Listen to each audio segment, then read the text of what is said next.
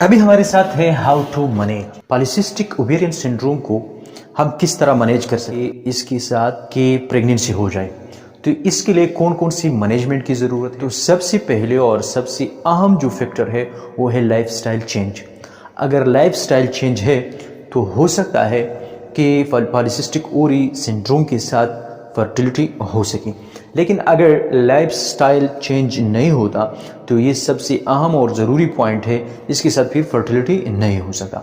तो जो क्वेश्चंस है कि आया पॉलीसिस्टिक ओवेरियन सिंड्रोम के साथ प्रेगनेंसी हो सकता है या नहीं, तो ये डिपेंड करती है कौन कौन सी फैक्टर्स है। आइए नंबर पे जो फैक्टर था वो ये था कि पॉलीसिस्टिक ओवेरियन सिंड्रोम किस वजह से है।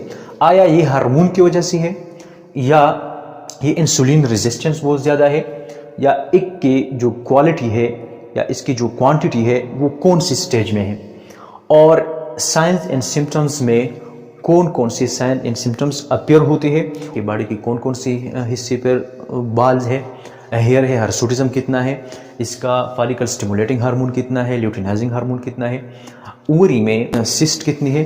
तो इन सारे रिकॉर्ड से पता चलता है, फिर इसका स्टेज मुरतब होता है। How to manage polycystic ovarian syndrome.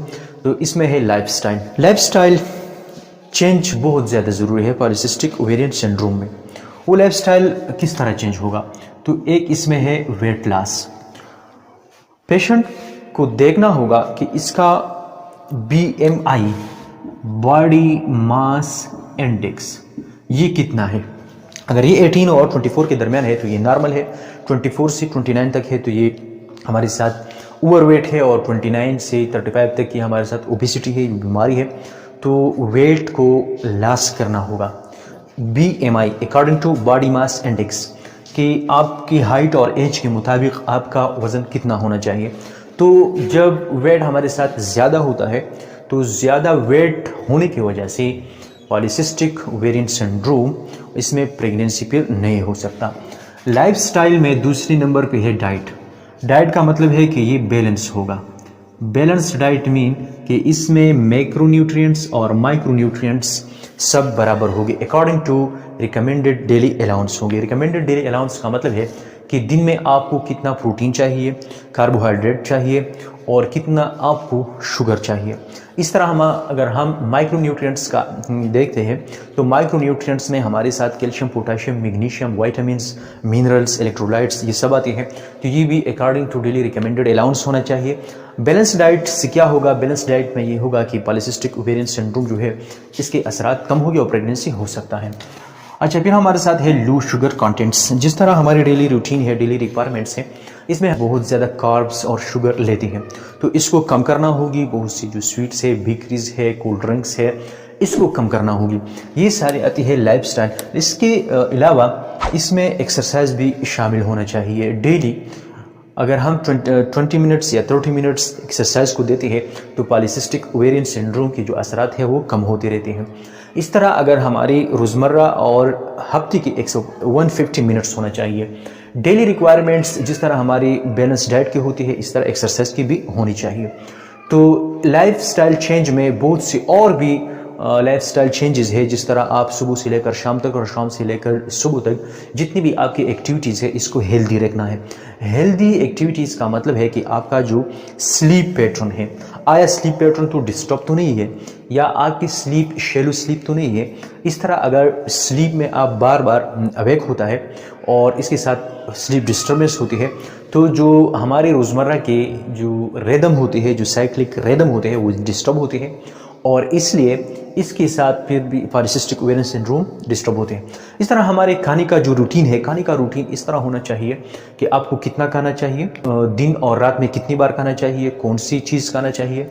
इस तरह वाटर जो होते हैं, वाटर को बॉयल करना चाहिए या अनबॉयल। इस तरह ट्यूबवेल के वाटर ठीक है, या वेल या शेलो वेल या डीप वेल। इस तरह मुख्तलिफ़ किस्म के जो पानी है, पानी का इस्तेमाल कितना होना चाहिए, कब होना चाहिए। अच्छा, लाइफस्टाइल में फिर हमारे साथ कुछ बीमारियां इसके साथ भी आती है कि कौन सी मेडिसिन कब इस्तेमाल करना चाहिए, ड्रग, बहुत सी ड्रग एक साथ खानी चाहिए या दिन में खाना चाहिए, खाने के बाद खाना चाहिए या एम्प्टी स्टमक लेना चाहिए। ये सारी जो आती है ये लाइफस्टाइल में आता है। अच्छा, फिर हम लाइफस्टाइल में ये भी देखना है कि अगर किसी पेशेंट को स्ट्रेस में है, तो स्ट्रेस हार्मोन रिलीज होती है, वो स्ट्रेस हार्मोन आपकी ज़िंदगी और आपकी जो इंटरनल प्रोसेस है उसको भी वो इफ़ेक्ट करते हैं। तो इसलिए लाइफस्टाइल में आप देखें कि जो भी एक्टिविटीज़ है सुबह से लेकर शाम तक, शाम से लेकर सुबह तक, जितनी भी एक्टिविटीज़ है इसका हेल्दी रूटीन आपको देखना है। जिस तरह मैंने बताया कि खाने का पैटर्न, स्लीप पैटर्न, आपके एक्सरसाइज का पैटर्न, इस तरह आपका मूड, आपका स्टडी, अगर आप एक स्टूडेंट है तो आपको कौन कौन सा हेल्दी एक्टिविटीज़ करना चाहिए, अगर आप एक हाउस वाइफ है तो कौन कौन सी एक्टिविटी होना चाहिए। तो इस तरह इसको कहते हैं लाइफस्टाइल चेंज। ये सबसे पॉलीसिस्टिक ओवेरियन सिंड्रोम में लाइफस्टाइल अगर चेंज होती है तो इसके साथ फिर प्रेगनेंसी हो सकता है। दूसरे नंबर पे हमारे साथ है मेडिकेशन। मेडिकेशन क्यों ज़रूरी है?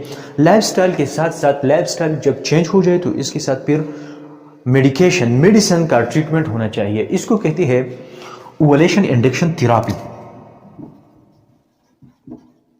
ओवुलेशन इंडक्शन थेरेपी में क्या होता है कि पॉलीसिस्टिक ओवरी सिंड्रोम के पेशेंट को हम इस तरह की हार्मोनल मेडिसिन देते हैं जो फॉलिकल्स को स्टिमुलेट करते हैं, उसको इंड्यूस करते हैं कि वो प्रॉपरली मैच्योर हो जाए और फिर ओवुलेट हो जाए।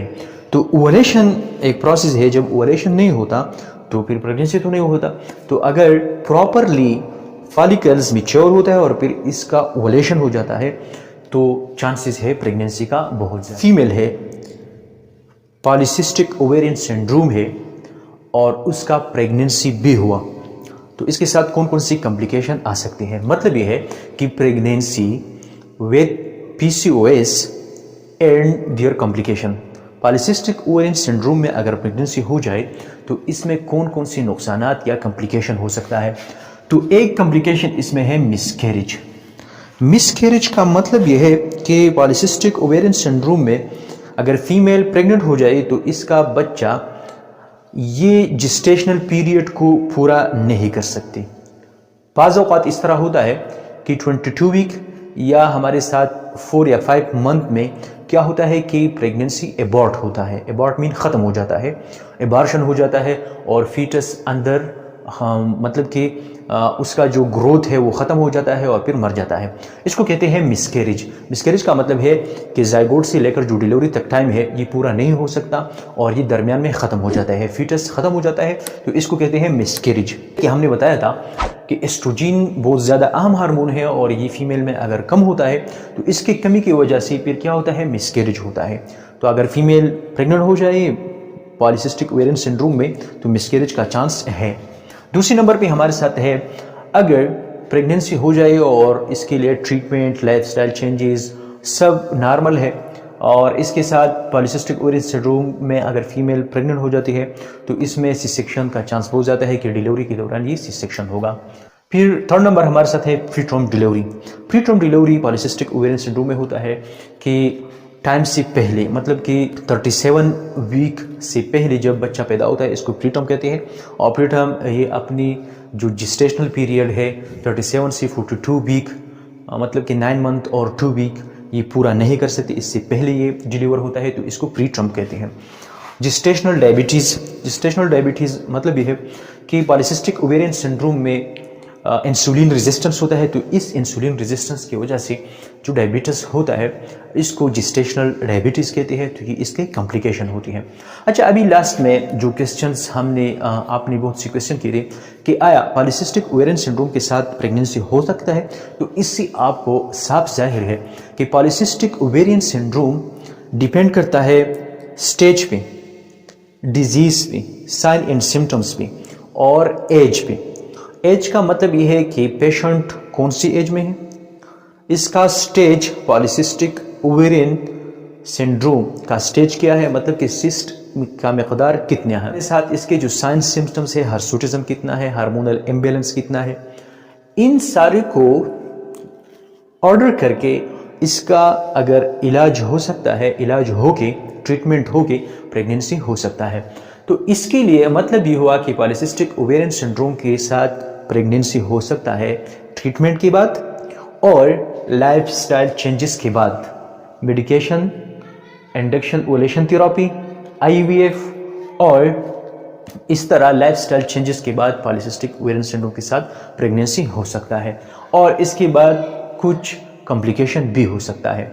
तो अगर किसी को पॉलीसिस्टिक ओवेरियन सिंड्रोम है तो घबराना नहीं चाहिए। अपना मेडिकेशन मतलब कि ट्रीटमेंट स्टार्ट करो, और ट्रीटमेंट के साथ साथ लाइफस्टाइल चेंजेस है ये बहुत ज़्यादा ज़रूरी है। तो इसके साथ फिर क्या होगा, इसके साथ आपको ओवुलेशन प्रेगनेंसी हो सकता है। इसमें अगर कोई क्वेश्चंस हो तो कमेंट सेक्शन में आप पूछ सकते हैं, और चैनल पे अगर नए हो तो चैनल को सब्सक्राइब कीजिए, लाइक एंड शेयर ना भूलिए। अल्लाह हाफिज़।